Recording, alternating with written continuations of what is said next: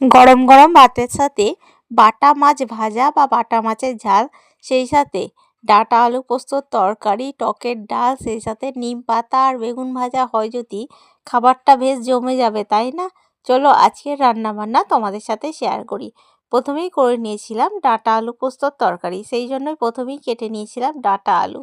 তো পেঁয়াজ গরম হয়ে যাওয়ার পেঁয়াজগুলো ভেজে নেওয়ার পর শুকনো লঙ্কা ফোড়ন দিয়ে এরপর ডাঁটা আলুগুলো মশলা দিয়ে আদা রসুন লঙ্কা হলুদ জিরে সব কিছু দিয়ে ভালোভাবে ভেজে জল ঢেলে তো নাড়াচাড়া করে ফুটে ওঠে, এবার ঢাকা দিয়ে দিয়েছিলাম জলটা মরার জন্য। এরপর ভালোভাবে ফুটে ওঠার পর তো ভালো করে পোস্ত বাটা দিয়ে চাপা দিয়েছিলাম শুকনো লঙ্কা শুকনো হওয়ার জন্য।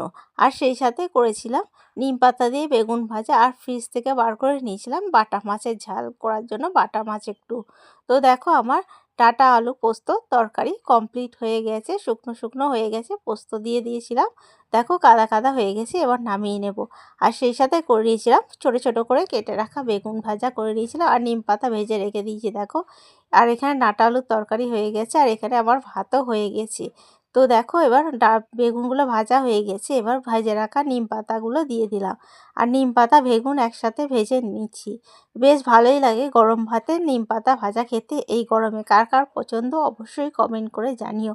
দেখো আমার নিম পাতাগুলো বেগুন ভাজা হয়ে গেছে, এরপর তেল গরম করে নিয়েছিলাম, করে নিয়ে বাটা মাছগুলো ভেজে নিচ্ছিলাম। দেখো তেল গরম হয়ে যাওয়ার পর ভালো করে এপিট ওপিট করে বাটা মাছগুলো ভেজে নিয়েছিলাম, ভেজে নেওয়ার পর তুলে নিয়েছিলাম। এরপর মশলাপাতি দিয়ে শুকনো লঙ্কা গুঁড়ো লঙ্কা আদা রসুন ঝাল মশলা দিয়ে বাটা মাছগুলো ঝাল করে নিয়েছিলাম, বাটা মাছগুলো ভেজে তুলে রেখেছি, এরপর ঝাল করে নিয়েছিলাম। এগুলোই ছিল আজকের রান্নাবান্না।